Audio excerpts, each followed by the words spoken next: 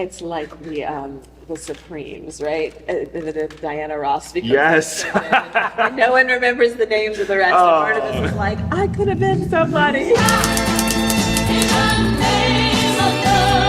Hi everybody, welcome back to another episode of The Word Made Fresh. And look at this, we're like not on screens. How does this is, I don't know what to do with myself. Okay, Word Made Fresh, Adrienne Thorne, Jim Keat, Tim Dalton, your preacher this coming Sunday. Tim, just for everyone who needs the refresher, what do you do here? Aha, yes. Okay, so I am, it's a long title, but I am the Minister for Congregational Care and Older Adults.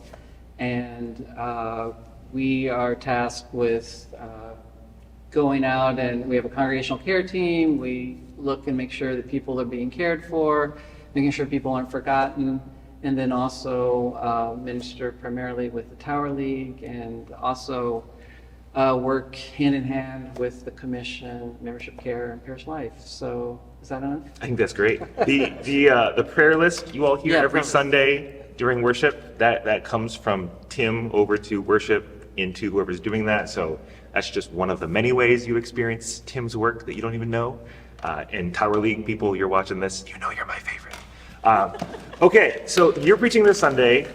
First, what is this Sunday? Why don't you give us the context for what this Sunday is? So we have made the first Sunday in May, thanks to our former colleague, the Reverend Lynn Castile Harper, Older Adults Sunday. So May is Older Adults Month, and we make the first Sunday in the month focused on older adults.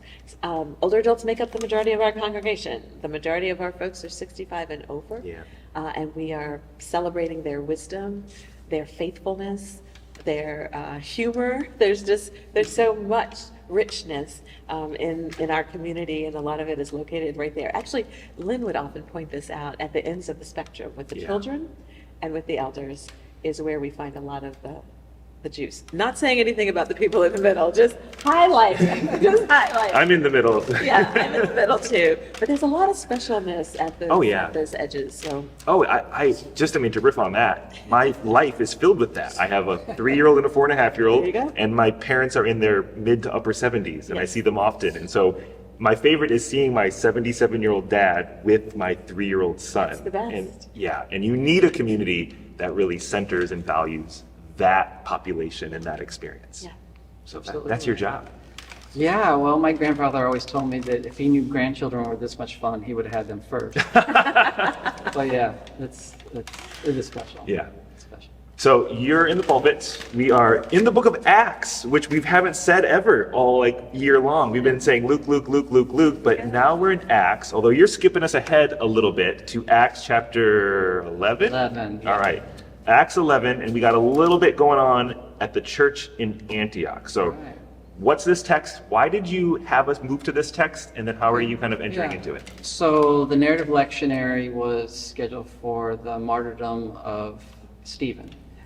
What this is kind of after that. The people are now afraid. Stephen has been killed probably years before. The people have now fled Jerusalem. They've gone all over the place, and we follow this group that's now in Antioch. Antioch was the third largest city in the Roman world. It's probably about 500,000, 800,000 people. So it's like Chicago for the United States. Yeah, the second city. No. Yeah, it was big. And so now here they are. They're afraid. It says they're afraid. It's not home. And how many times have we been in our lives where is this plan B, C, D? What's going on, God? This is not what we expected following, Jesus. Yeah. And also what's interesting is the text tells us this is the first time the followers of Jesus are called Christians. Oh, beautiful. Yeah. In Antioch. And wasn't that a label given to them? Yeah, that's right. Yeah. Exactly. Yeah. It was given to them. It means that they belong to Christ. Yeah. And so that's where I'm getting my title for the sermon, but also it's something that other people kind of identified, okay, there's something about these folks, there's something different, they're living differently, they're the ones who belong to Christ. So, and it's intriguing, and they grow, and lots of different things happen. So, yeah. So is there a connection to older adults, or what's? Well, what I wanted to focus on was the fact that they overcame their fear. Okay.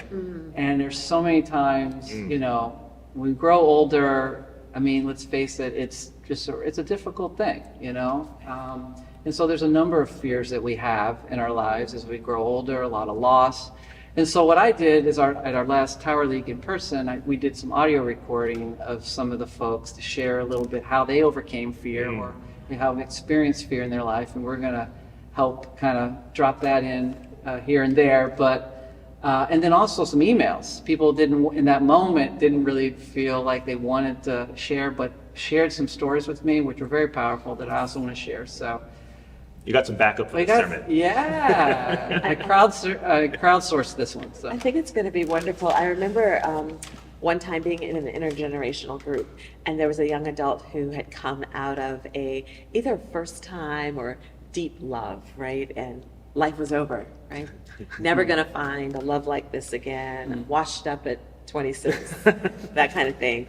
And you're kind of sitting there watching the elders, right? Who are kind of certainly sympathetic, right? The way your grandma, your mom, your dad would be. But then they were kind of like, it's going to be okay, right? And to watch the way the young adults drank that up, because to sit with someone who's 60, 70, 80, who's maybe been married 50 years or has been in and out of relationships, but has seen a little bit more in 3/4 of a century than maybe that one had seen in 1/4 of a century.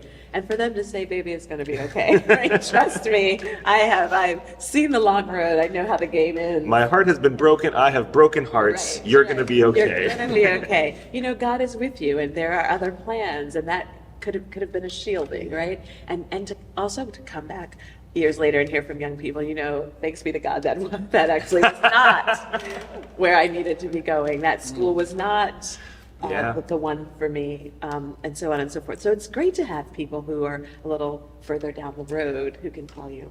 And I love that you're not, it's not that you're going to be talking about older adults in the sermon, but you are literally bringing them as part of the voices to preach the sermon.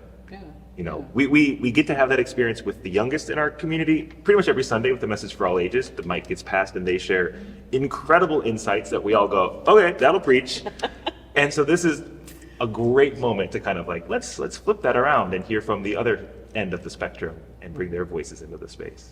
Right, and reading scripture and also helping with communion and all of that stuff. So yeah, we have a lot of participation from our Tower League folks. So since you already began concocting pieces of this sermon back at the last on-site Tower League gathering, sounds like you've been putting the ingredients together for a while. How does this sermon come together then when there's like other elements like that you have to Right. You have to be adaptable, I guess.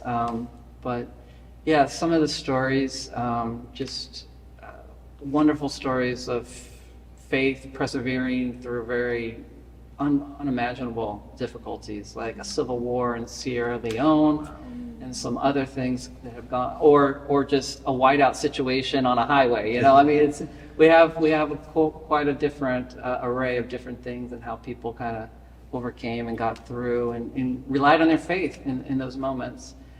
And for me, it's like, what did the people here in Acts do? They lived it out.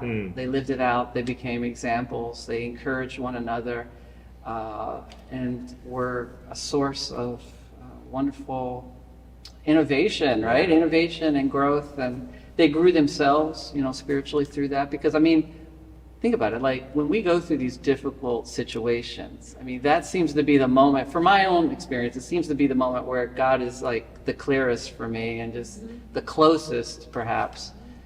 And so that's a commonality that I saw in some of the stories, is when the chips were down, they felt God's closeness even more.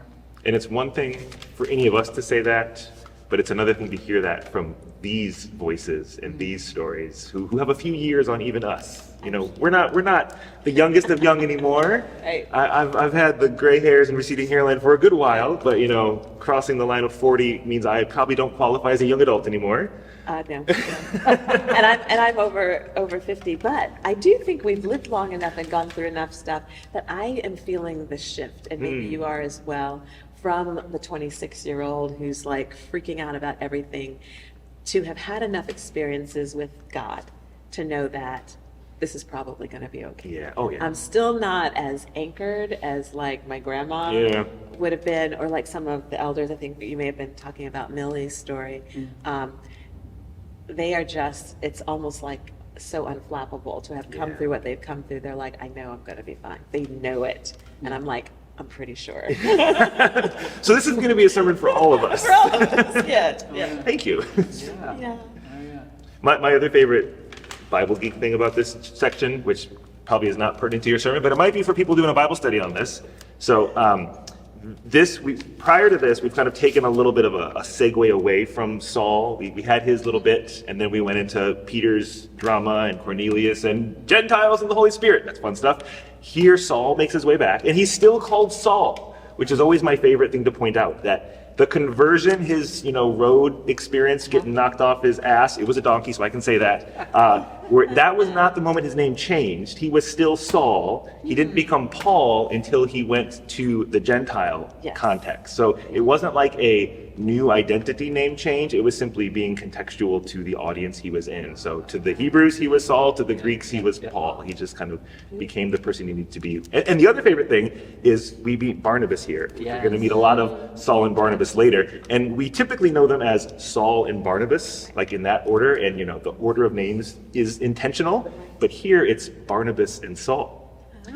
Saul is not like the big ticket item here. Barnabas is the one that the church trusted, and Saul was like the newbie. Like, let's try you out as a sidekick to this Barney guy. We'll see what happens. So, I just like those little details. It's like the Supremes, right? The Diana Ross. Becomes Yes. and no one remembers the names of the rest. Oh. And Barnabas is like, I could have been somebody. Destiny's Child, all these Destiny's things. Child, right? Okay. All right, so maybe leave that on the cutting room floor if you need, but food for thought for anyone who's playing with this in their context as well. Well, I'm doing open Bible study that morning, so hey, I can always go there. So yeah, I'm doing open Bible study and doing the message for all ages and the service, so I'm like... And I'm virtual like, coffee hour, it sounds like. Oh yes, on that. virtual coffee hour. Yeah. Wow. He's leading open Bible study on site, by the On way, site. which is great. Reverend Mira will be on Zoom, so if anyone's wanting to join us in those spaces, which is a great segue to Sunday. So Sunday, all sorts of ways you can stay engaged. Open Bible study starts at 9:30 in the room with Reverend Tim, online with Mira this Sunday. Worship begins at 11, special music at 10:30, virtual coffee hour afterwards where you can talk more about this fantastic sermon with Reverend Tim, and then we just keep going from there, and it's like officially May. How did that happen? Time keeps moving. Just Keeps on funny how that ticking. works. That's Yeah. right. All right, well, good luck wrapping up the sermon, and we can't wait to hear how it comes together on Sunday. We'll see you all then. Looking forward-